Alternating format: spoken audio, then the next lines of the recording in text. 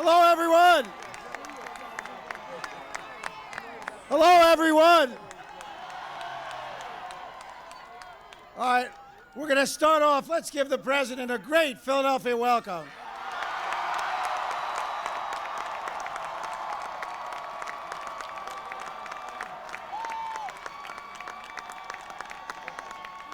And now it's my... 4 more years, 4 more years, 4 more years, 4 more years, 4 more years, 4 more years, 4 more years, 4 more years. Now it's my great pleasure to introduce a great, great Philadelphian. Not only a great Philadelphian because he's a tremendous talent, one of the best musicians in the world, but because he's someone who cares very much about his city and constantly gives back. Philadelphia's own Grover Washington.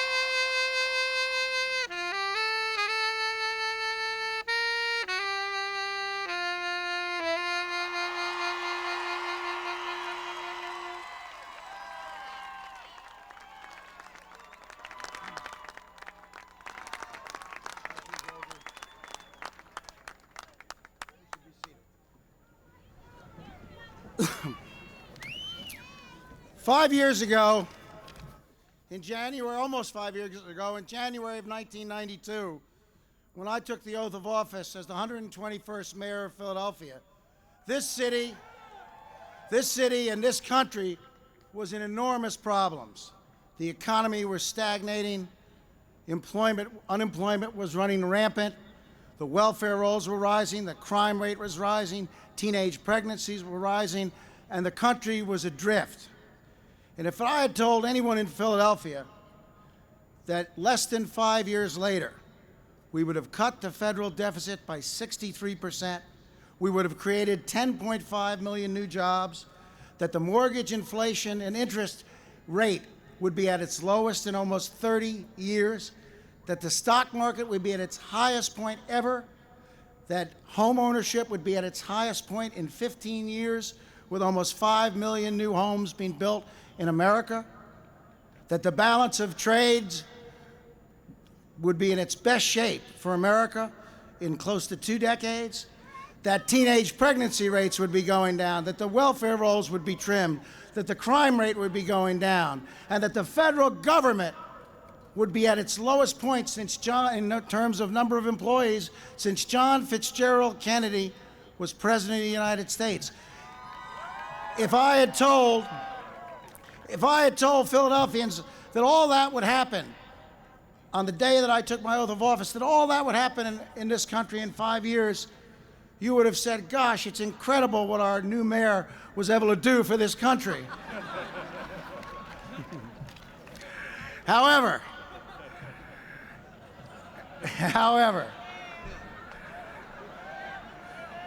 you would have said if I told you that we must have had a great president.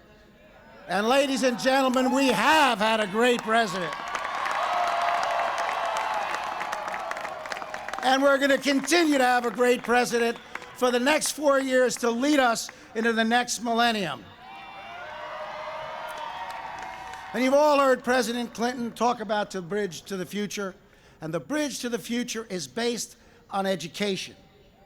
The press asked George Stephanopoulos and I, when we were on this field yesterday, why was this rally up here in the Penn campus and Drexel campus areas, and why it wasn't downtown, as most of our end of the campaign presidential rallies are. And the answer to that was because the president wanted to be here to highlight the importance of education to this country in the next century.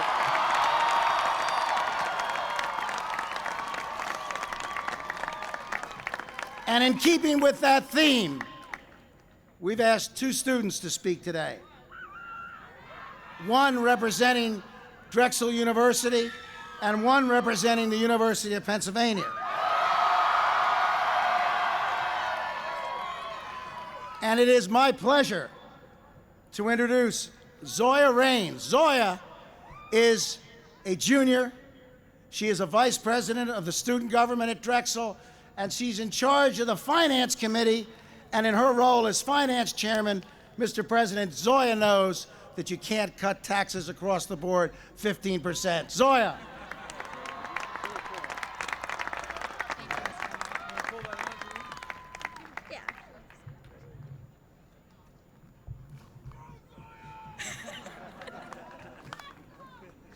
President Clinton, Mayor Rendell, Drs. Papadakis and Rodden, honored guests, and fellow students.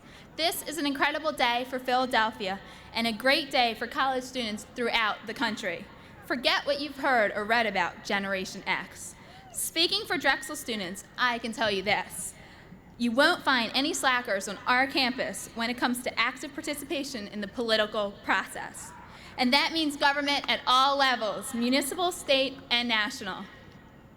There's a whole range of issues that impact college students. At the top of the list is the need to make college more accessible and more affordable. By this, we don't mean government handouts. We simply mean investing in the future through bipartisan support of legislation that will keep a college education within reach.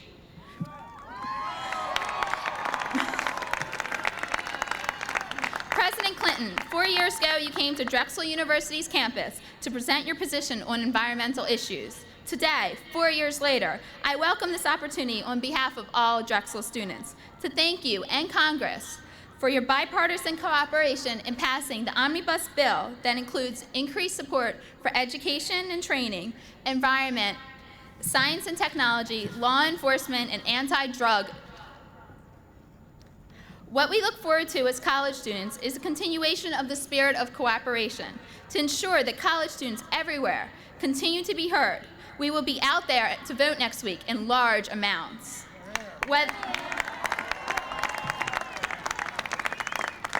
Whether Democrat, Republican, or Independent, we'll be there to vote. As a Drexel University student, I am able to take advantage of the best cooperative education program in the nation. I work for the money that pays for my college tuition. However, cooperative education in itself is not the answer. The answer is a new kind of partnership where college students, their families, and government invest in and share the benefits of a strong college-educated nation. Every election is important, but next week's election is especially significant because it points the way to a new century and a new millennium. So vote and let your voice be heard. Thank you.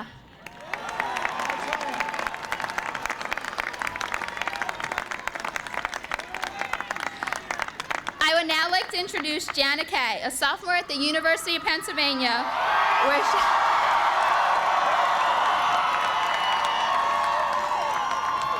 she is currently co-chair for the Penn for Clinton Gore 96, which recently registered 1,300 students to vote.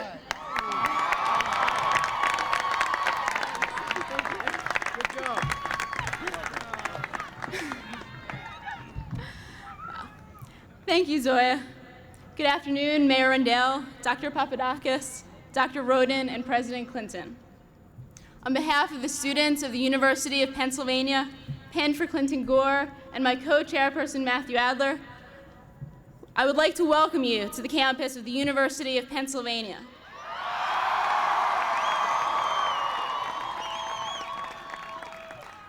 I am honored to stand before you today as a student representative from Penn. It is wonderful to see so many people gathered, showing their support and enthusiasm for the man who will lead us into the next century.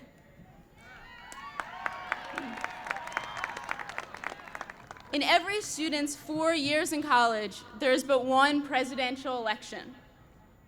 And to host the President of the United States in the final week of the election is a distinct honor for the University of Pennsylvania and the city of Philadelphia.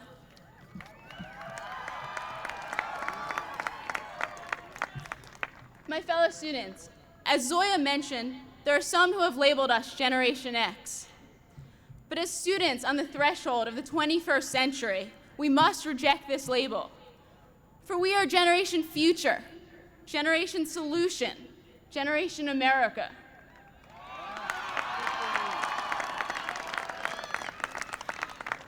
But to fulfill our obligation, we must constantly look toward the future, to find new solutions to improve America.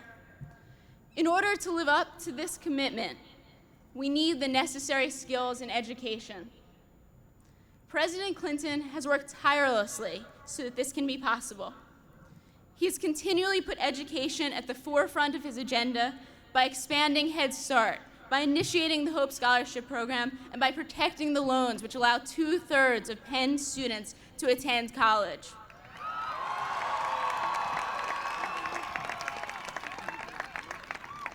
And on November 5th, students will go to the polls, we will get out the vote, and we will re-elect President Clinton.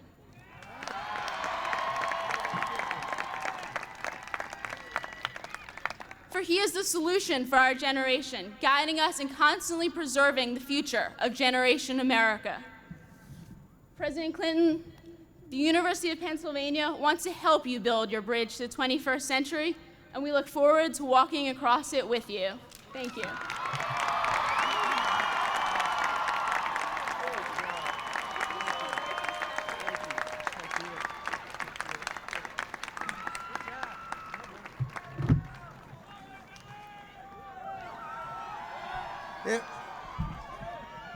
If Zoya and Jana are any indication of the current generation, we're in great shape for the future.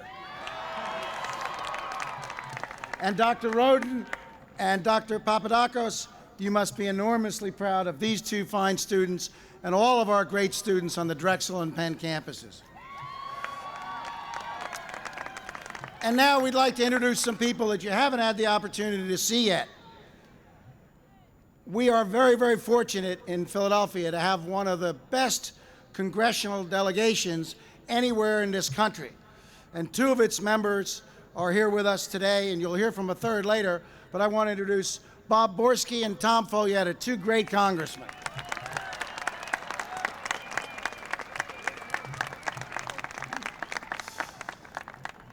Every political organization needs a leader, and a good leader, and a hard-charging leader, and all of you heard the enthusiasm and the vigor of our party chairman here in Philadelphia, Bob Brady. Bob?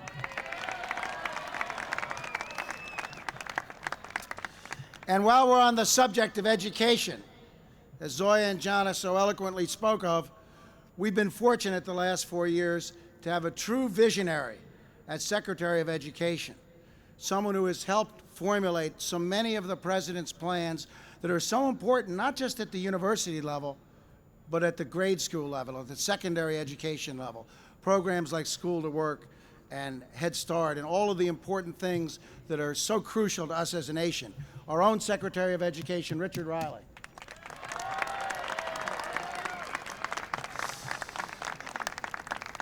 And you heard, I think you had the opportunity to hear Rodney Peete speak to you a little earlier, but I wanted to say that Rodney Peete is just the type of quarterback we do need in the United States of America. Rodney, thank you for your eloquent words.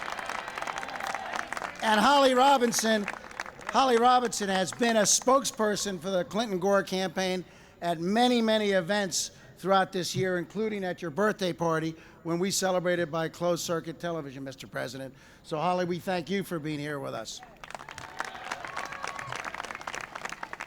And we have with us today a great entertainer, an entertainer who has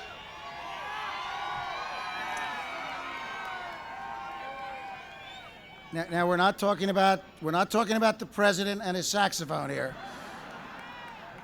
We're talking about one of the greatest singers and one of the greatest ambassadors for Philadelphia, Patti LaBelle.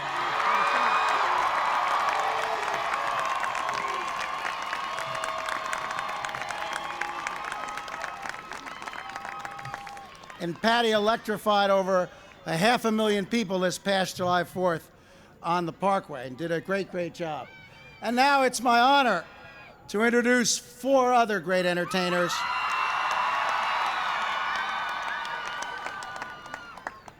Great entertainers and great individuals who grew up here in Philadelphia, who fought the tough battle to succeed right here in Philadelphia, who learned from their schools, from their parents, and from their surroundings, and have turned out to be entertainers known around the world, performed at the president's inauguration, performed for the Pope in his visit to America, are welcome in any corner of this globe.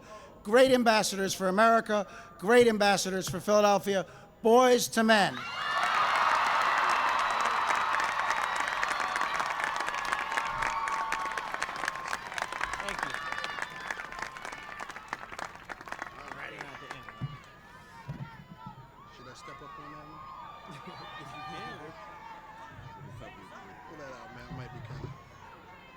There we go.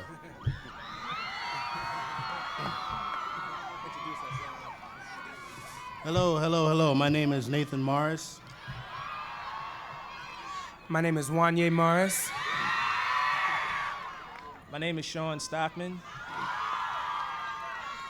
And my name is Michael McCary.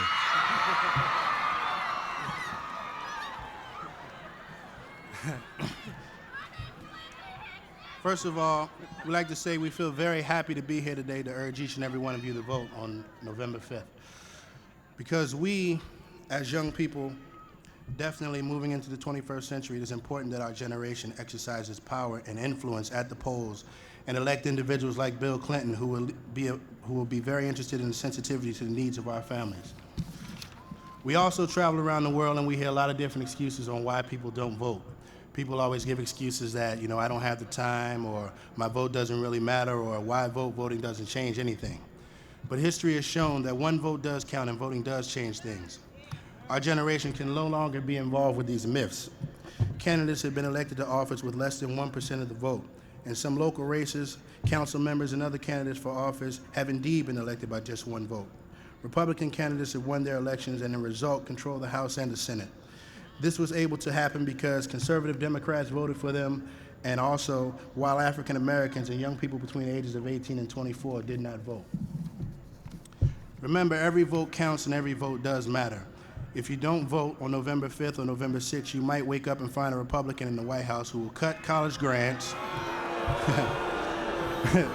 who will abolish the Department of Education, and who will totally abolish AmeriCorps, President Clinton's pet program, which guarantees every American youth an opportunity to attend college while providing community service. This program has been provided opportunities for those who otherwise would have been unable to attend college. I think we all should definitely exercise our right to vote because a lot of people have fought for us to have that privilege. Vote on November 5th. Thank you very much.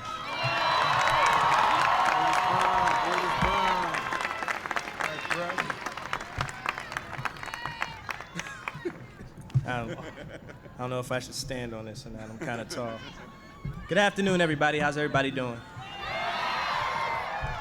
It is with great honor that we have been asked to introduce the Honorable Shaka Fattah. first-term Congressman in the United States House of Representatives for the 2nd Congressional District of Pennsylvania, which includes neighborhoods of Philadelphia and the Delaware County. Congressman Fattah has an exemplary history of public service, having served in both the Pennsylvania House for 6 years and the Pennsylvania Senate for 6 years prior to being elected congressman for the 2nd District. For the past decade, he has sponsored the annual Graduate Opportunities Conference, which offers information, motivation, and scholarships to aspiring minority graduate school students. He is a trustee of Lincoln University and Community College of Philadelphia, and also served as a trustee of Temple University and Penn State University. In the Congress, Congressman Fattah serves on 2 committees: Economic and Educational Opportunities and Government Reform and Oversight. He has been elected whip of the Congressional Black Caucus and appointed a member of the Democratic Caucus Policy Communications Committee and co-chairman of the Democratic Caucus Tax Policy Task Force. As a result of his strong and effective leadership, Congressman Fattah has been acknowledged nationally for his achievements as an elected official. Time magazine recognized him as one of America's 50 most promising young leaders. Ebony magazine acknowledged him as one of 100 most influential African Americans in the nation. He is a graduate of Philadelphia Public Schools and attended Community College of Philadelphia, the University of Pennsylvania Wharton School, and the University of Pennsylvania Feld School of State and Local Government, where he earned a master's degree in government administration. He has also completed the Senior Executive Program for state officials at Harvard University's John F. Kennedy School of Government. The Congressman and his wife, Patricia, who is a practicing attorney, are the parents of 3 children. Ladies and gentlemen, Philadelphia's own Congressman Shaka Fattah.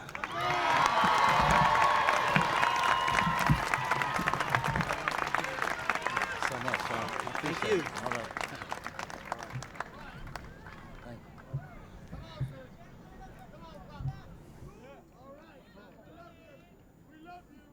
Well, we've come today on what is an historic occasion as this nation faces a critical choice point as we proceed towards the 21st century. The Democratic Party's offered a candidate in the person of Bill Clinton with a track record of standing tall against very significant headwinds and making critical decisions to the benefit of working families all across this country.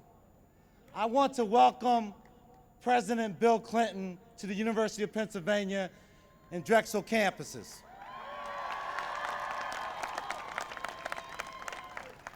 I want to tell him that we all admire the fact that he's been able to focus and to keenly keep his eyes on the prize while others have thrown around reckless, unsubstantiated allegations, that he has found it within himself not to respond to that, but to focus on the future. To be the President of the United States of America, to stand tall, to make unpopular decisions at times, but to seek peace in the Middle East, to work on peace and send young Americans into Bosnia, into Haiti, and to successfully stand between people who would rather be at war, and he would to offer to them, through the strength of the American people, peace. We should be forever grateful for his leadership to bring to our foreign policy American ideals. Here at home, he has, whether it was family and medical leave or direct student loans, job training, affordable housing, look at the issues and you will see the Clinton administration's leadership steering our nation into the proper direction.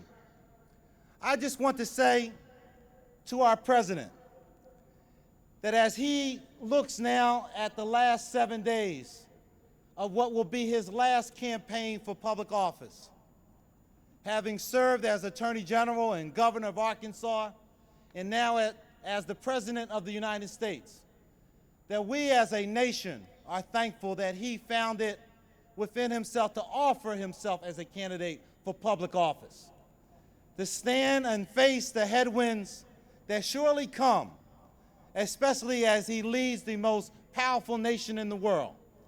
The 21st century is an awesome and challenging time for our nation, but we will face it more confidently because of the leadership of Bill Clinton.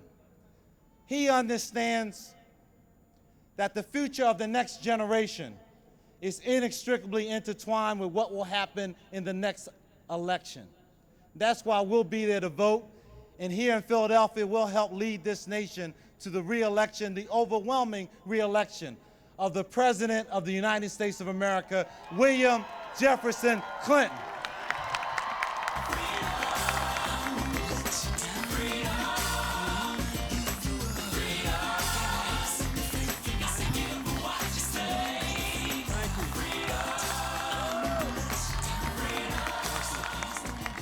Thank you. Thank you. Thank you. Thank you. Thank you very much. Thank you. Thank you. Thank you, Philadelphia. Can you hear us in the back? Beyond the fence.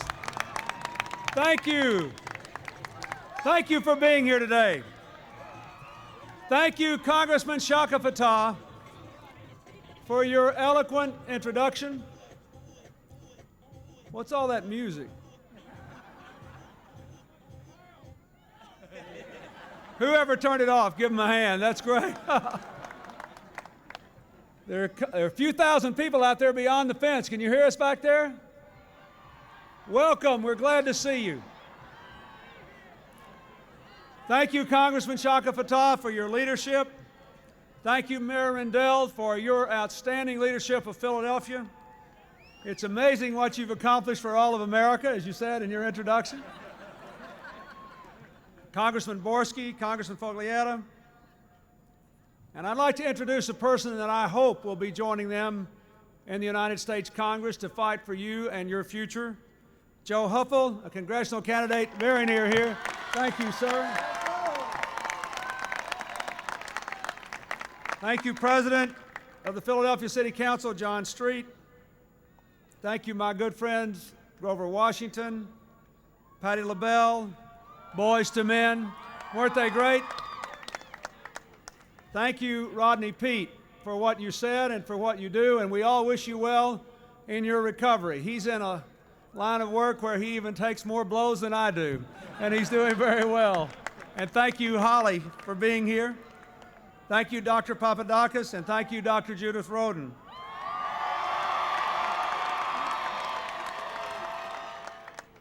Thank you, Rodney Peete, for what you said and for what you do, and we all wish you well in your recovery. He's in a line of work where he even takes more blows than I do, and he's doing very well. And thank you, Holly, for being here. Thank you, Dr. Papadakis, and thank you, Dr. Judith Rodin.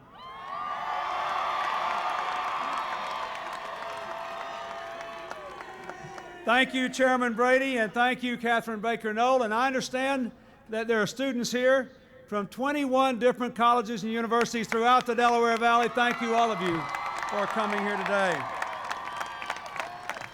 Thank you, Secretary Riley, for being here with me and for being, I believe, the most outstanding Secretary of Education in the history of that department.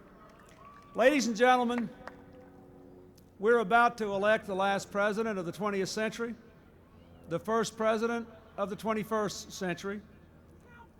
You have a lot at stake in that election. I wanted to come here today where there would be so many young people to ask you to think about your tomorrows, to ask you to go home tonight and before you go to bed to spend just a few moments asking yourself a simple question. What do I want my country to be like when we cross that bridge into the 21st century? What do I hope my country will be like when my children are my age? Here we are in Philadelphia, the birthplace of American democracy. When our forefathers gathered here to lead the way into the 19th century, over 200 years ago, they restored to the earth a form of government called democracy that had been all but forgotten for 2,000 years. Since ancient Greece, people had given up on the idea that people could be free, could freely govern themselves, could elect their own leaders and make their own decisions and march into the future as equal children of God. It was a revolutionary idea. And because they did that, they set in motion a whole chain of circumstances that have brought us all here today. All of us from our different ethnic and racial and religious backgrounds, all of us from our different economic circumstances, all of us from all over this great country and from all over the world, we stand here today freely to debate our opinions and discuss our visions because they did that. What I want you to understand is that we are about to begin a new century and a new millennium where we are radically changing the way we work and live and relate to each other, where we must find a way to meet our challenges and seize our opportunities while preserving the values that have sustained this country and our families and our lives for over 200 years. Many of you in this audience today will soon be doing jobs that have not been invented yet. Many of you will even be doing work that has not been imagined yet. I want to say a special word of thanks to those who are here who are pushing the frontiers of knowledge, the hundreds of scientists and engineers, including many here in Pennsylvania, who have supported our goals in science and technology. And I want to thank especially one of your own who is here today and was a pioneer of the internet and one of the co-chairs of scientists and engineers for Clinton Gore, Pennsylvania's own David Farber. Thank you for being here today. If you just think about the internet, 4 years ago when I took the oath of office as president, about the only people who knew about the internet were nuclear physicists. Today, my cat has his own homepage and a website. I stop and shake hands with school children. They know not very much about me, but they've been conversing with socks on the internet. Before you know it, there'll be 100 million people on the internet. So when we think about this election, I think it's good to cheer and shout, make a lot of noise and get our emotions running. But I also think you ought to take a little time just to ask yourself, what do I want this country to be like when we cross that bridge to a new century and a new millennium? I have always wanted America to go into this new century with the American dream alive and well for everyone responsible enough to work for it. I've always wanted to know that our country would still be the strongest force in the world for peace and freedom and prosperity. And I've always wanted to know that we could beat the tide of history, driving so many people apart around the world, and we could say, we love our diversity, we relish our diversity, we're building a stronger American community with all the different people who come here, who share our values and believe in our Constitution.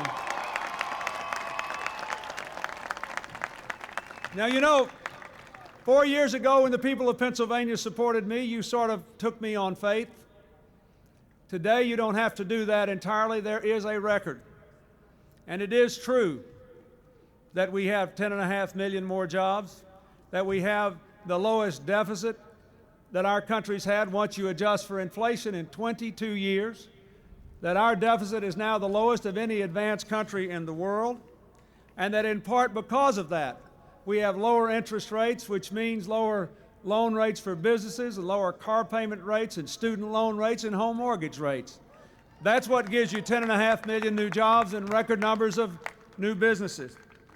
We have seen, after years and years and years of decline and stagnation, the typical family's incomes begin to go up substantially again, the biggest drop in childhood poverty in 20 years.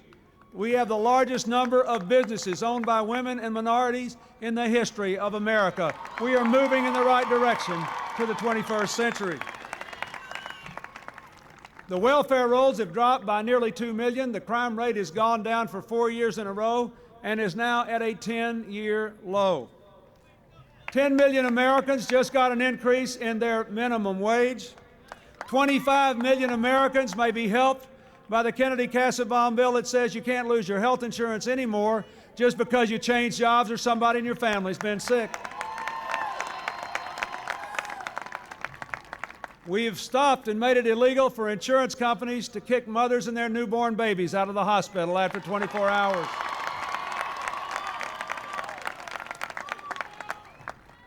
There are fewer chemical pollutants in the air. Our drinking water is safer. Our food standards have been raised. We've cleaned up more toxic waste sites in 3 years than the previous administrations did in 12. The environment is cleaner, and we have fought off the most vigorous assault on environmental protection since we began to protect the environment in 1970. We are moving in the right direction to the 21st century. We have expanded Head Start, created the National Service Program, given our schools the tools they need to meet higher standards. We have lowered the cost of college loans and improved the repayment terms so that for 10 million American students today, you can pay your college loan back as a percentage of your income and never fear being bankrupted because of the increase in the cost of college. I just signed the biggest increase in the Pell Grant program in 20 years and 200,000 more work-study positions for college students throughout America. We are moving in the right direction. But you have to decide. And I want to go through some of the specific issues, but I want you to keep the big issues in mind. The big issues are, what do you believe we have to do together as a people nationally? It's not the government versus the people. Our administration has reduced the size of government, the number of regulations, the number of programs, and privatized more government operations than the last two administrations combined. That is not what it is. It's whether you believe we'd be better off going into the future with the philosophy of you're on your own, or whether you think it does take a village to raise our children and invest in our future and move forward into the 21st century. It's whether you believe that it's enough for someone to say to you, whatever your station in life, there's the future out there, and there's a lot of mountains to climb and valleys to cross and rivers to ford. I hope you make it. Or whether you want to build a bridge that's strong enough and wide enough for every one of us to walk across together. That is the question before you. So, will we balance the budget while we protect our investments in education, research, the environment, and our obligations to poor children, to our families in nursing homes, to people with disabilities through Medicare and Medicaid? Or will we adopt a risky tax scheme that will blow a hole in the deficit and require bigger cuts than those I vetoed last year when they shut the government down? I think I know the answer to that. I think you want to balance the budget, keep the economy growing, and have targeted tax cuts for education and child rearing and health care and buying a first home. Will you help me build that bridge?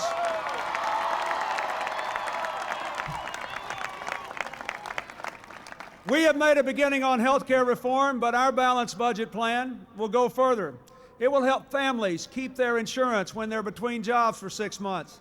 It will add another 1 million children to the ranks of insured. It will give free mammograms to women on Medicare, and for the nearly 2 million families struggling to care with a family member with Alzheimer's, we're going to give them some respite care because they're trying to keep their families together. That's what we ought to do. Will you help us build that bridge? We passed the Family and Medical Leave Law, which has given 12 million families a chance to take a little time off from work when a baby's born or a family member's sick. Our friends on the other side led the fight against family and medical leave. They said it would hurt the economy. We have 10.5 million more jobs and the fastest small business growth in American history. It does not hurt the economy when you help people succeed at home and at work. Parenting is our most important work, and we're better off. I want to expand family and medical leave to say you can have a little time off without losing your job, to go see your children's teacher twice a year, and when someone in your family needs to go to the doctor, to take them. And I think when people earn overtime, they ought to have the right to decide whether to take the overtime in cash or time with their family if they're needed at home. Will you help us build that kind of future? The crime rate has gone down for 4 years in a row because we listened to the police in this country and to community activists, because we passed a crime bill that had tougher punishment, but also had prevention programs to give our children something to say yes to, is putting 100,000 police on the street and taking guns and drugs and gangs off the street. The Brady Bill cost no Pennsylvania hunter a weapon, not a single one, but 60,000 felons, fugitives, and stalkers didn't get handguns to terrorize the people here in Philadelphia as a result of it.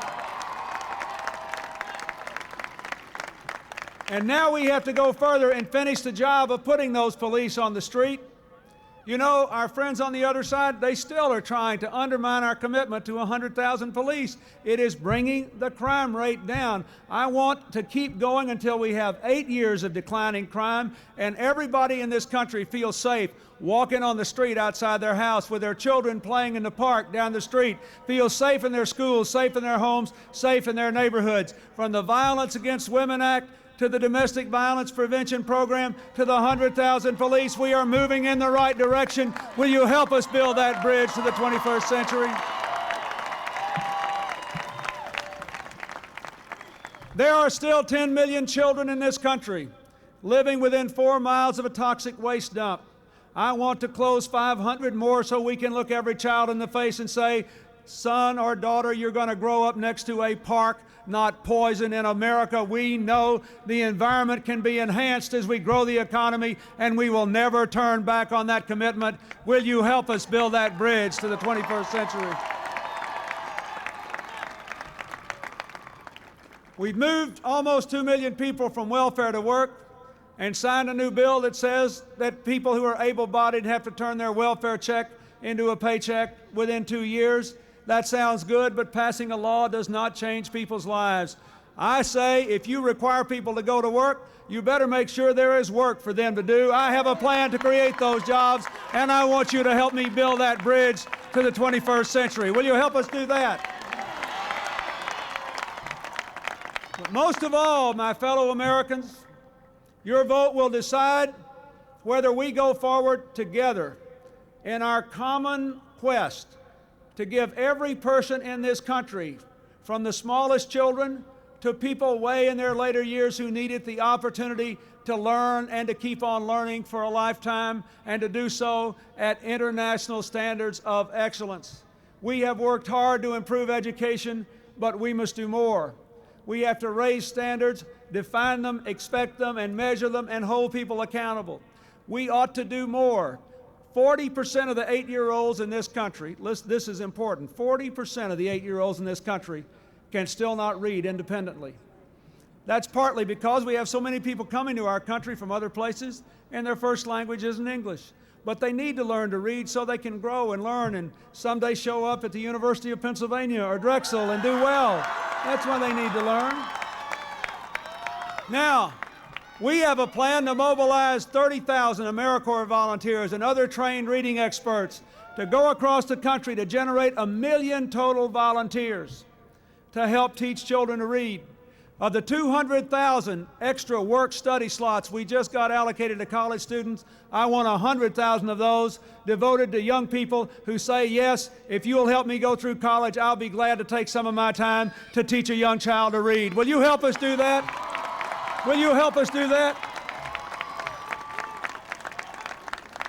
We have to keep going with technology until we hook every school and library in the country up to the internet, to the information superhighway. I want to do it for free, every classroom and every library. For the first time in history, if we do this, we can know for the very first time since education began in America that the students in the poorest inner city schools, the students in the most remote mountain villages, along with the students in the wealthiest schools and the middle class schools, all of our kids together for the first time ever will have access to the same information in the same way at the same time. We are going to revolutionize learning in America if we do it. Will you help us do that? And finally, we are determined to open the doors of college education to all Americans by passing the Hope Scholarship and saying Within 4 years, we want 2 years of education after high school to be as universal as a high school diploma is today. And we'll help you do it. You can deduct dollar for dollar from your tax bill the cost of a typical community college tuition until everybody can go. We'll pay the way. All you have to do is work hard, make your grades, be responsible, and we'll give you the opportunity to build a new life. We want to give every college student, undergraduate or graduate in any form of higher education, a $10,000 tax deduction a year for the cost of any tuition. Will you help us do that? We want to let families all over America save in IRAs for college and withdraw the money without tax penalty for education or home buying or medical costs, so that we can say we will never tax the money being used for higher education in America, because we want everyone to go. I want you to help us achieve that. We can do it with your help. Will you do it? And finally, let me just say this. Look around this great sea of people today. You have people here who come from every continent, from many different racial and ethnic and religious groups. Here we are together as Americans. You have people here with different political opinions. I'm glad some of the opposition showed up today. Reminds us we don't have everything. Now, wait a minute. No. Listen. That's what makes America, America. If we all agreed, it wouldn't be nearly as interesting as it is, because we're all different. But you think about the rest of the world. Congressman Fattah mentioned it, but you think about Bosnia, the Middle East, Northern Ireland, Rwanda, Burundi, South Africa. How many places in the world have people been torn apart because folks are driven by their hatreds rather than their hopes, because people define themselves in terms of who they aren't instead of who they are, because political leaders are always looking for a wedge to drive into the stake of the spirit of people instead of looking for ways to bring us together. We have beat that. In the reaction we had to the terrible tragedy in Oklahoma City, we said we don't hate people just because they work for our government. They're our servants. In the reaction we had to the terrible church burnings, to the desecrations of synagogues and the destruction of Islamic centers, we said, in America, we believe in religious freedom and dignity. You look around this crowd today. That's the last thing I want to say. We have got to say, if you believe in the Constitution, the Declaration of Independence, and the Bill of Rights, birthed by our founders here so many years ago, if you are willing to show up tomorrow and do the right thing, being a good student, going to work, and doing your best, we don't need to know anything else about you. You're part of our America, part of our future, and you're going to walk across that bridge with us into the 21st century. Will you be there next week? Will you lead them? Thank you. God bless you. We can do it. Thank you.